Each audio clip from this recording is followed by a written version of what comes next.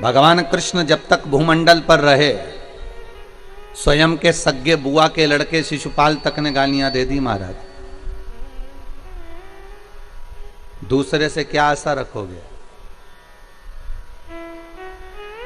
स्वयं की बुआ का लड़के हैं, भगवान कृष्ण की बुआ के लड़के हैं।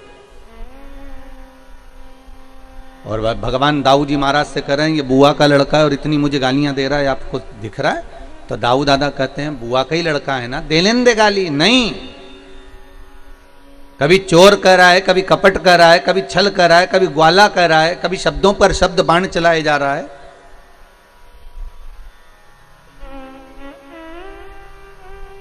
तू क्यों चिंता करता है कन्हैया, बोलने दे। कन्हैया कहते हैं नहीं,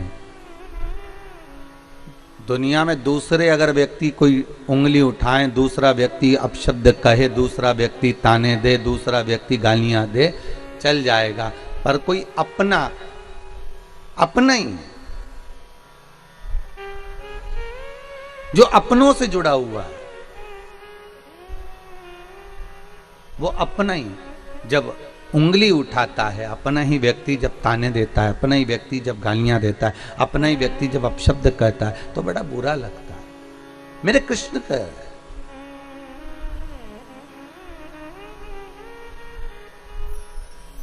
कितना सुंदर लिखा है गर्ग संहिता के अंदर कि मत दो किसी को धन,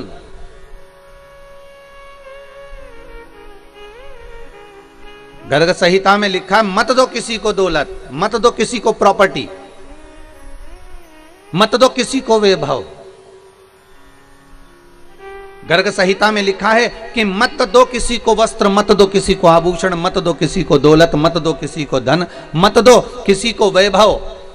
पर गर्ग संहिता कहती है कि आप कुछ मत देना, गर्ग संहिता कहती है पर मीठी वाणी जरूर देना, आप मत दीजिए।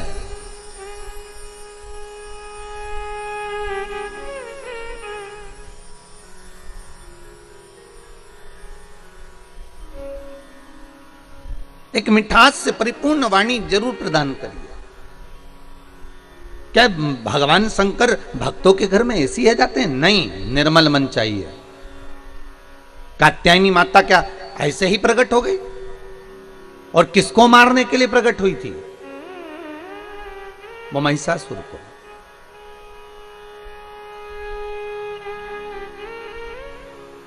धनु राजा के दो पुत्र रंभ करम्ब चले गया संतान के लिए तप करते करते, पर उनके यहां संतान नहीं। रंभ को लगा कि मेरे भाई को मगर ने खा लिया, पानी में बैठकर हम दोनों भाई तप कर रहे थे और मेरे भाई को मगर ने खा लिया, तो क्यों ना अब मैं ये तप बंद कर मैं चारों तरफ से अग्नि लगाकर उस अग्नि के मध्य में बैठकर तप करूं। और रंभ उस अग्नि में बैठकर तप करते हैं और भगवान ब्रह्मा प्रकट होकर कहते हैं वर मांगो, तुम्हें चाहिए क्या? तो वो रंभ कहते हैं कि मुझे वर ये दे दीजिए कि मेरे घर में संतान नहीं, औलाद नहीं, बस इतनी कृपा कर दीजिए कि मेरे घर में संतान हो जाए। ब्रह्मा जी ने वर दे दिया, जब तुम तप कर कर उठोगे, उठकर तुम जैसे ही जाओगे और जिसको भी तुम प्रेम से, करुणा से, वात्सल्यता से, स्नेह से जिसको भी देख लोगे, उसी के द्वारा तुम्हारी औलाद हो जाएगी, उसी के द्वारा तुम्हारा बच्चा हो जाएगा। तुम जिसको स्नेह से देख लोगे, जिसको प्रेम से देख लोगे, बस उसी के द्वारा तुम्हारा बच्चा हो जाएगा।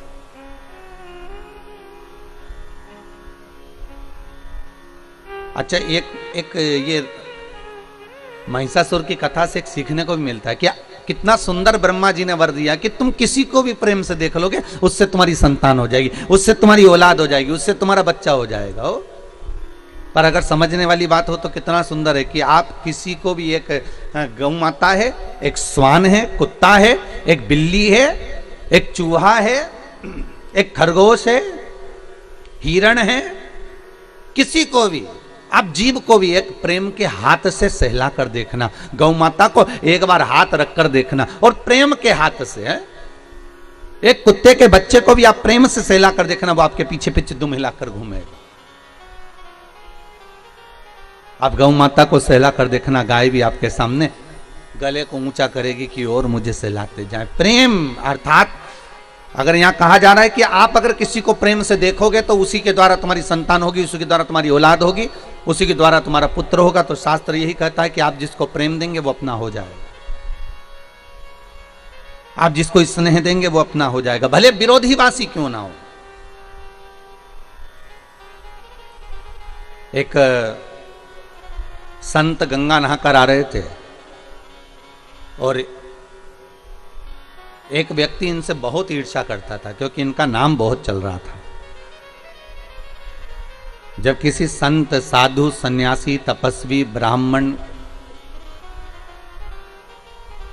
कोई कथाकार, कोई वक्ता, कोई ज्योतिषाचार्य, कोई श्रेष्ठ कर्मकांडी ब्राह्मण, कोई श्रेष्ठ विद्वज्जन, जब उसका खूब नाम चलने लगता है तो कुछ लोग ऐसे होते हैं जो उन पर उंगलियां उठाना प्रारंभ कर देते हैं। बेमतलब की फालतू बातों को ढूंढेंगे और उसको जगत में ले जाकर छोड़ेंगे कि कैसे ना कैसे इसके ऊपर गलत लांछन लगाया जाए। एक संत रोज गंगा नहाकर आते थे, इनका नाम सब दूर चल रहा था कि महाराज रोज गंगा नहाते हैं, गंगा जी का स्नान करते हैं, शिव जी की आराधना करते हैं, भगवान शंकर का गुणनवाद करते हैं, भगवान शंकर का अनुमोदन करते हैं। इनका नाम बहुत चला। अब इतना नाम चला, इतना नाम चला, तो इनसे जो जलने वाला था वो भी रोज मंदिर जाता था, वो भी रोज गुणगान गाता था, वो भी रोज स्मरण करता था, पर उसको कोई नाम नहीं चला, उसका कोई नाम का स्मरण नहीं हुआ, उसको कोई ने पूछा नहीं, उसका कोई स्मरण नहीं हो पाया, उसको लोगों ने ध्यान नहीं दिया, तो उसके मन में ईर्ष्या भरा गई। अब ईर्ष्या भरा गई तो वो पेड़ पर चढ़कर बैठ गया और खूब सारा पान खा के बैठा। अब संत जैसे गंगा नहाकर आए तो इसने ऊपर से थूक दिया संत पर। अब संत पर थूका तो संत बेचारे वापस गंगा नहाने चले गए। ये वापस आए नहा के, फिर इसने थूक दिया, फिर वो गंगा नहाने चले गए, फिर इसने थूक दिया, फिर वो गंगा नहाने चले गए। दूसरा कोई रास्ता नहीं था कि संत वहां से निकल जाए, रास्ता भी वही था, क्योंकि दूसरे रास्ते से स्त्रियां गंगा नहाने आती थी, तो संत वहां जाते ही नहीं थे। संत जब जब निकलते ये पेड़ पर बैठा बैठा थूकता रहता। संत ने इसको झांका तक नहीं, देखा तक नहीं, क्योंकि ये थूकने वाले को क्या देखे, इसको देखकर करना क्या, इसको नहीं देखा। वो बार बार थूक रहा है, वो बार बार स्नान कर रहे हैं। आए, अब की बार जब वापिस आए तो जो ऊपर बैठकर थूक रहा था उसके मुख में पान का पीक, थूक सब समाप्त हो गया था। आकर चरण पकड़ लिए, गुरुदेव मैंने इतनी बार आपको थूका पर आपके मुख से कोई शब्द नहीं निकला। गुरुजी बोले तू मेरे पांव मत पकड़, आज मुझे एक मौका दे दे कि मैं तेरे चरण पकड़ लूं। गुरुदेव आप मेरे चरण, मैंने आप पर थूका है, मैंने आप पर अपशब्द कहे हैं, मैंने थूका है आप पर और आप मेरे पांव पड़ना चाहते हैं। गुरुजी बोले, संत बोले भाई देख, रोज गंगा की एक डुबकी लगाकर चले जाता था, पर आज तेरी ऐसी करुणा हो गई, कृपा हो गई कि 108 बार डुबकी लग गई। तेरी कृपा हुई है, ये दूसरा कोई नहीं कर सकता। तू थूकता रहा, मैं गंगा नहाता रहा, रोज एक गंगा की डुबकी लगाता था, आज 108 बार डुबकी लग गई, ये तेरी कृपा ही तो है। उसकी आंख में आंसू भर गए कि संत संत होता है, साधु साधु होता है, सन्यासी सन्यासी होता है, तपस्वी तपस्वी होता है, विद्वान विद्वान होता है।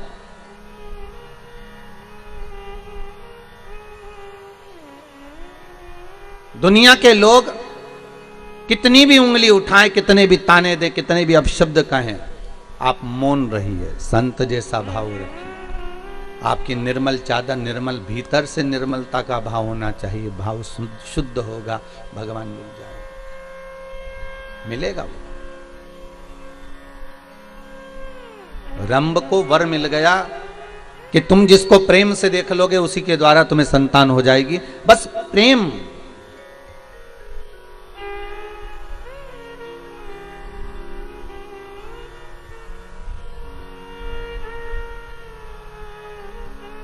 बहुत अंतर है महाराज जी प्रेम और प्यार में,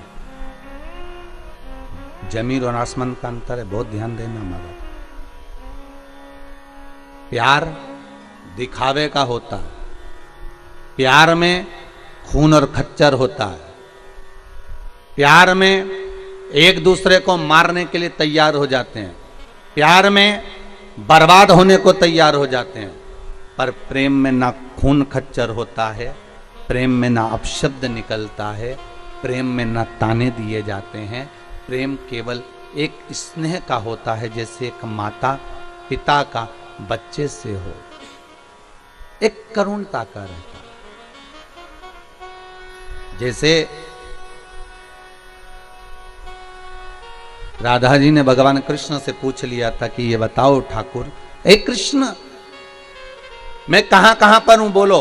भगवान कृष्ण कहते हैं राधा तू मेरे नस नस में, राधा तू मेरे रोम रोम में, राधा तू मेरी धड़कनों में, राधा तू मेरे नयनों में, राधा तू मेरी जिह्वा में, राधा तू मेरी श्रवणता में, राधा तू मेरी रोमावली में, राधा तू मेरी धड़कनों में, राधा तू मेरी नस नस में। हर जगह पर राधा है। तो राधा कहती है कृष्ण अब ये बता दो कि मैं कहां पर नहीं हूं। भगवान कृष्ण कहते हैं राधा तू मेरी किस्मत में नहीं है, तू मेरे भाग्य में नहीं है। 16,108 रानियों के साथ में भगवान की शादी हुई, पर राधा के साथ कहीं पटरानियों में, रानियों में 108 पटरानियों में, 16,108 रानियों में राधा जी का नाम नहीं आता महाराज। तू मेरे भाग्य में नहीं है। प्रेम यही होता है, प्रेम में त्याग होता है, प्रेम में करुणा होती है। पर दुनिया के लोग प्यार और प्रेम को एक कर दिए, कहीं कह दिया हम तो प्रेम, इसको प्रेम नहीं कर सकते कि 2 दिन का हुआ और फिर आखिरी में तलाक हो गया। प्रेम कर कर, प्यार कर कर, स्नेह कर कर आपने शादी तो कर ली कि हम तो एक दूसरे को चाहते हैं, हम एक दूसरे को स्नेह करते हैं। शादी करने के 4 साल, 3 साल, 2 साल, 2.5 साल, 1.5 साल में अदालत में पहुंच गए और मालूम पड़े फिर तलाक हो गया। इसको प्यार नहीं कर सकते, इसको प्रेम नहीं कर सकते, इसको केवल साधारण सी भाषा में स्नेह प्यार कहा होगा। पर प्रेम की परिभाषा क्या होती है, प्रेम का परिभाषा का अंश क्या होता है, वो केवल एक होता है। प्रेम में ना अपशब्द होते हैं, ना ताने होते हैं, ना गालियां होती हैं। अगर हम भगवान से प्रेम करें हैं और भगवान ने अगर हमारा बुरा भी कर दिया है तो हम उसमें भगवान को दोष नहीं देते, हम अपने भाग्य को दोष देते हैं। यही प्रेम कहलाता है, इसी को प्रेम कहते हैं। उसमें हमने भगवान को दोष नहीं दिया है, गलती हमारी होगी, हो सकता है हमको कुछ सहन करना पड़ेगा, हो सकता है हमारे ऊपर कोई बात होगी इसलिए भगवान ने अच्छा ना किया। वो प्रेम।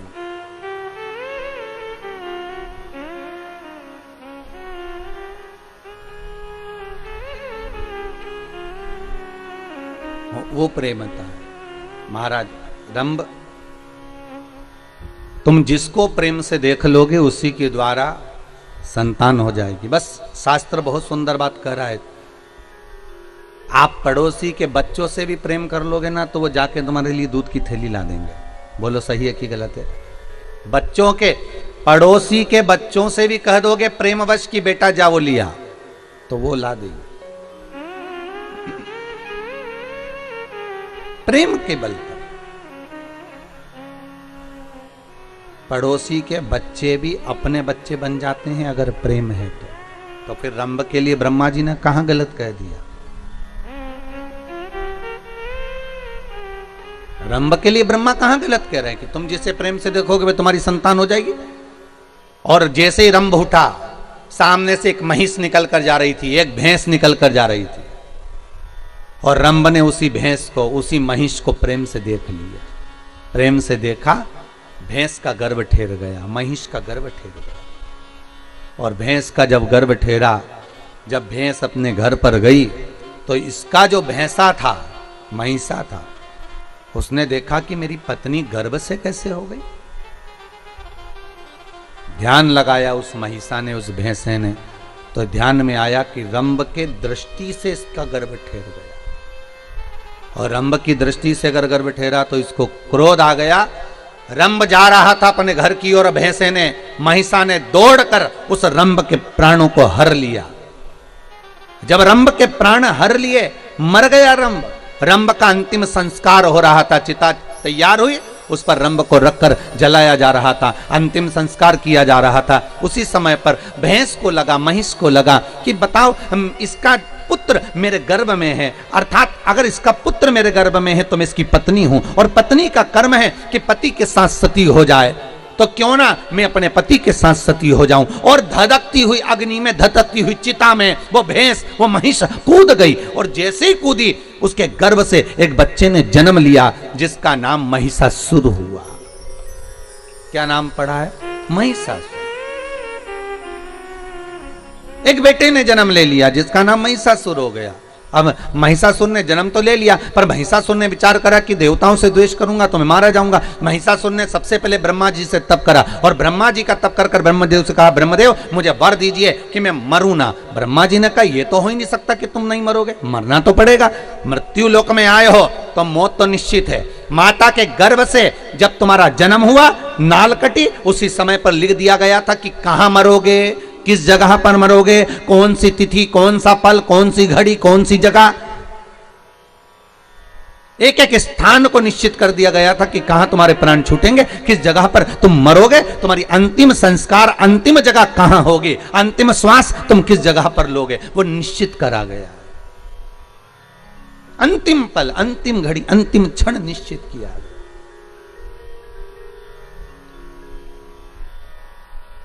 इसलिए शायद कबीरदास जी कहते हैं, गुरु की करनी गुरु भरेगा, चेला की करनी चेला उड़ जाएगा हंस अकेला। जिसके कर्म का भोग जिसको भोगना।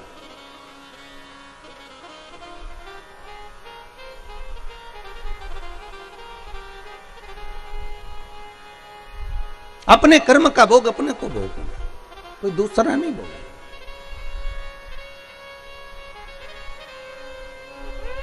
हम कई बार कहते हैं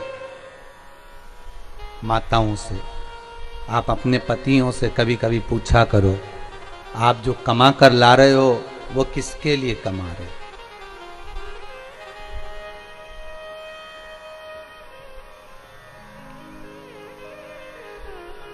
कभी कभी पूछ लिया करो, कुछ बिगड़ेगा नहीं। और पति बोले कि तुम्हारे लिए कमा रहे हैं, बच्चों के लिए कमा रहे हैं, तो पत्नी का फर्ज है कि पति से कह दे कि कमाओ, मना नहीं है, पर थोड़ा थोड़ा सत्कर्म भी करते जाओ। अभी इतनी भयंकर कोरोना महामारी चल रही है, कहीं बन सके तो थोड़ा पुण्यपन भी कर लें, थोड़ा सत्कर्म कर लें, थोड़ा धर्म कर लें।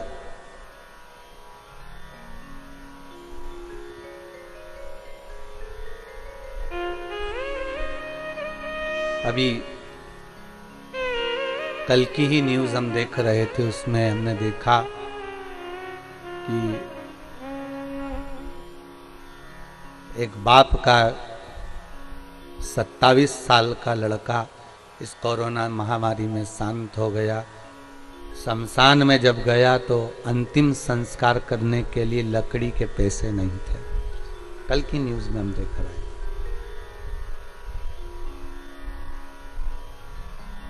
क्यों भैया, क्या उस व्यक्ति के कोई रिश्तेदार नहीं होंगे क्या? कोई काका, मामा, बुआ, फूफा, नाना, नानी रिश्तेदार नहीं होंगे क्या? होंगे।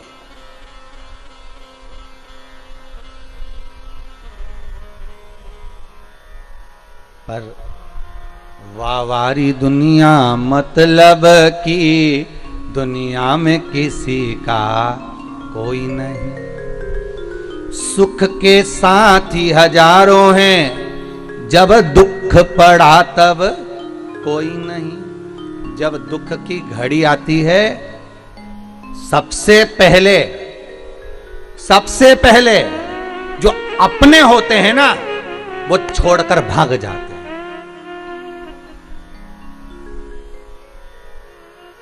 अरे दूसरी जगह भी जान दो, तुम तो यहीं से सीख लो। जब गाड़ी का एक्सीडेंट होता है ना, तो सबसे पहले कौन भागता है? बोलो, जम के बोलो जरा। अरे जम के तो बोलो, कौन भागेगा? ड्राइवर जो गाड़ी चला रहा था, पूरी गाड़ी का तारमेर जिसके ऊपर था, जो गाड़ी को साथ कर चल रहा था। तुम दूसरी जगह तो जाओ बाद में, पहले यहीं देख लो अपन जिस गाड़ी में सफर कर रहे हैं। अगर भागेगा तो सबसे पहले ड्राइवर भागेगा। ट्रक का एक्सीडेंट होगा तो सबसे पहले ड्राइवर भगेगा, भले कंडक्टर जो बैठा है उसमें बेचारा, क्लीनर जो बैठा हो बेचारा, वो भले मरे परंतु वो तो भग गया। उसी तरह जब दुख की घड़ी रहती है, सुख की घड़ी में तो आपके दूसरे भी अपने हो जाते हैं। आप उनके पहचानते हो, हमारे काका जी का बुआ का लड़के का लड़का उन्हीं के यहाँ भी आया है। अगर पैसे वाला होगा तो ऐसे परिचय निकाला जाएगा, अगर धनपति होगा तो परिचय निकालने में देरी नहीं लगेगी, और कहीं का गरीब होगा तो कोई परिचय नहीं निकालेगा। अरे भैया कौन परिचय, तो यहाँ क्या उसके काका बुआ फूफा कोई नहीं थे, पर होंगे।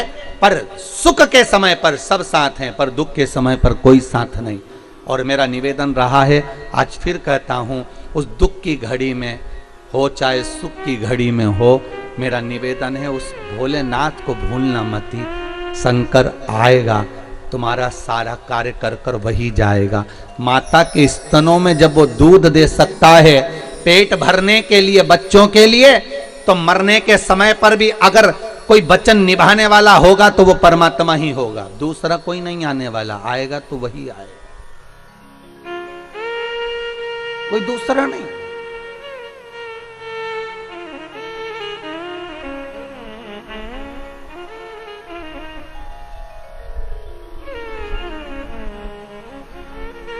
हम उसको साध लें। अरे कितना सुंदर कहा है ब्रह्मा जी ने, प्रेम करोगे तो किसी से भी तुम्हारी संतान की प्राप्ति हो सकती, प्रेम करोगे तो हो सकता है पराये भी अपने हो जाए। प्रेम के लिए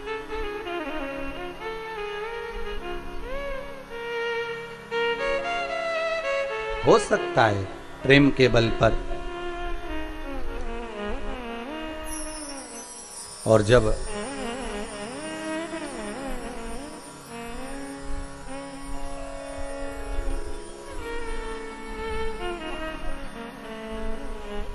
भगवान भूत भावन भूतेश्वर शिव की कथा कर रही है, ब्रह्मा से वर मांगा गया कि आप हमें वर दे दीजिए। तथास्तु ब्रह्मदेव कहते हैं मांगिए क्या चाहिए, बस मैं मरूं ना। तो ब्रह्मा जी कहे ये तो हो ही नहीं सकता, मृत्यु निश्चित है, वो मरना तो पड़ेगा, मृत्यु निश्चित है, पर भय खाकर मत मरना।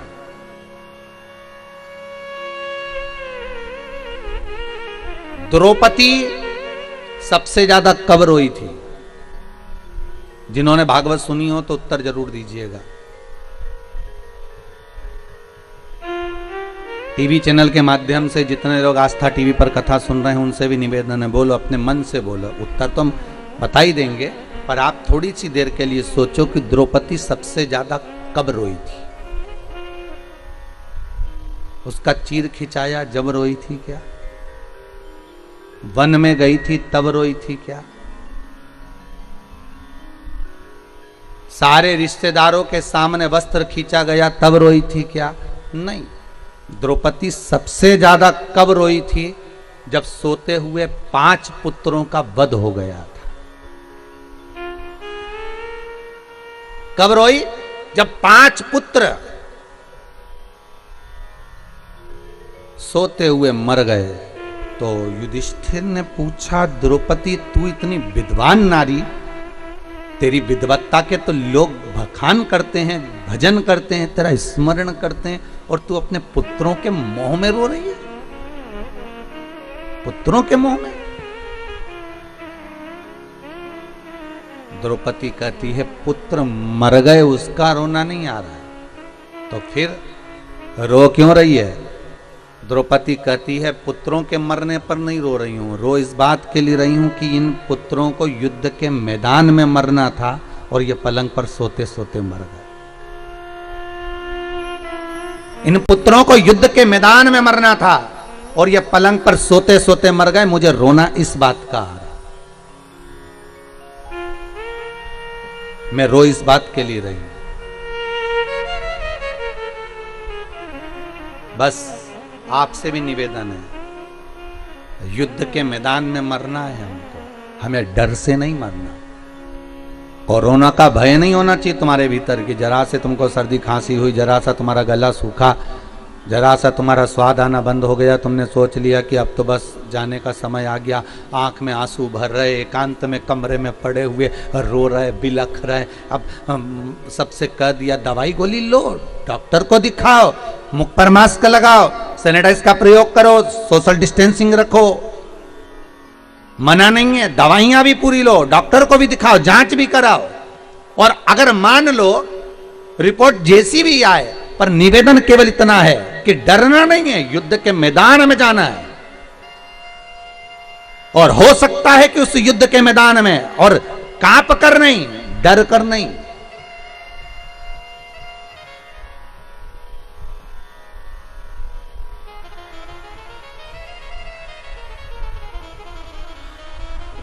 भय से नहीं जाना। कल कहीं विदेश के कोई की एक न्यूज़ का थोड़ा सा भाव दर्शाया था, कोई न्यूज़ पर आया था कि भारत के जो लोग हैं, भारत की भूमि पर जो लोग निवास कर रहे हैं, उसमें से बहुत से लोग तो भय के कारण प्राण छोड़ रहे हैं। भय नहीं होना चाहिए, होगा वही जो मंजूर है भोले होगा, जो मेरे शंकर के हाथ में होगा वही होगा। आप कितना भी, बस आप तो ये भाव रखो कि भगवान शिव आपके सम्मुख में आ जाए और शंकर का मैं गुणगान कर लूं, शंकर का मैं स्मरण कर लूं,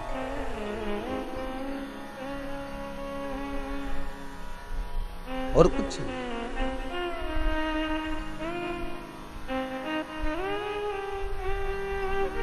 और जब शंकर का गुणगान भगवान ब्रह्मा जी कर रहे हैं, अरे महिषासुर मृत्यु निश्चित है, आएगी जरूर, तो महिषासुर ने भी कह दिया अगर मृत्यु निश्चित और आप कह रहे हो कि आएगी जरूर, तो फिर मुझे वर दीजिए, मांग तुझे क्या चाहिए।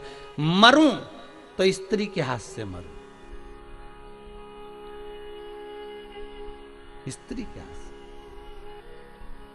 ब्रह्मा जी हंस दिए, मुस्कुरा दिए। जब कोई ऐसा वर मांगते हैं ना तो ब्रह्मा बड़े हंसते हैं। ब्रह्मा जी को हंसी इस बात की आती है कि 3 तरह से मरे हुए व्यक्ति को तो वैसे ही स्वर्ग नहीं है, ठीक है। एक पानी में डूब के मरा हुआ, एक सर्प का डसा हुआ, और एक स्त्री के हाथ से मरा हुआ। और ये वर क्या मांग रहा है कि स्त्री के हाथ से मर जाओ। तो ब्रह्मा तो वैसे ही खुश हो गए कि इनकी बुद्धि ना जाने कब फिर गई है।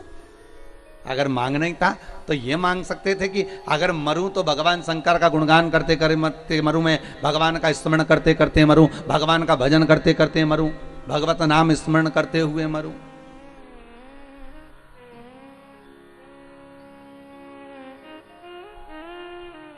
अरे कई लोग कहते हैं महाराज जी हम बड़े परेशान हो गए, संसार से हम तो ऊब गए महाराज, अब तो हमने सोच लिया कि हम तो मर जाएंगे। तो हम उनसे कहते हैं मरो, पर थोड़ा सा फैशन चेंज करो। ये रस्सी बांधकर, जहर खाकर, पानी में डूबकर, ट्रेन के नीचे, गाड़ी के नीचे, ऊपर से गिरकर, ये तो ओल्ड फैशन है मरने का। कोई नया फैशन निकालो मरने का।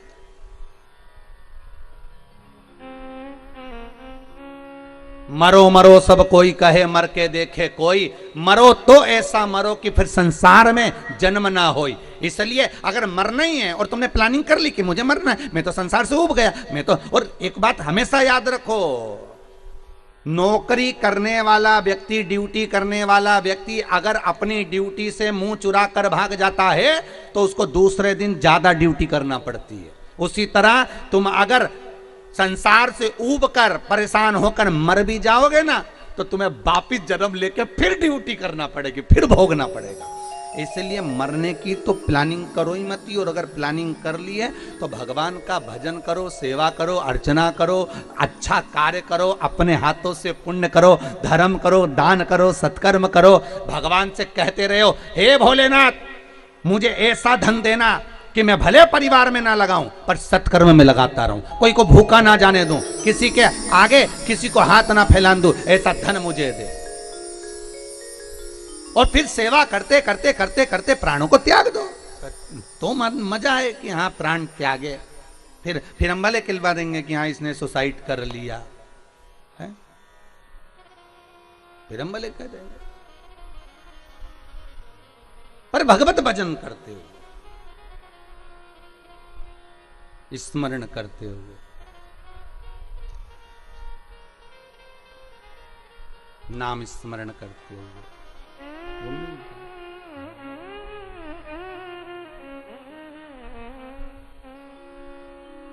मुझे दास बना कर रख लेना,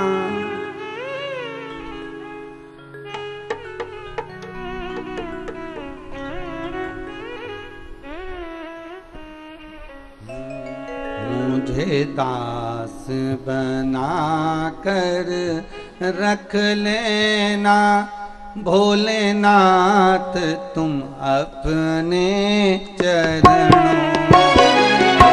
मुझे दास बना कर रख लेना, भोलेनाथ तुम अपने चरणों में।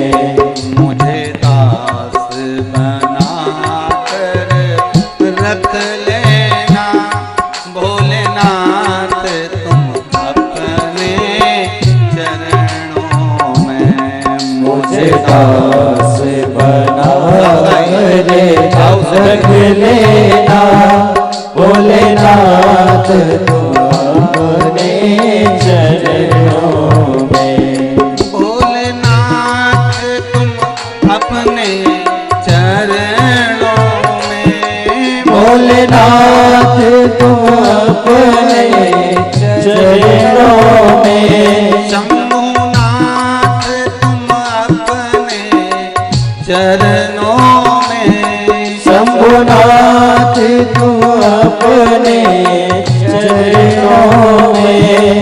मुझे दास बना कर रख लेना, भोलेनाथ तुम अपने चरणों में।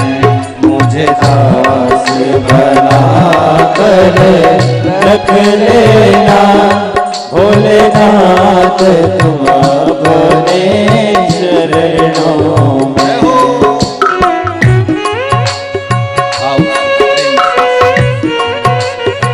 भक्ति के बल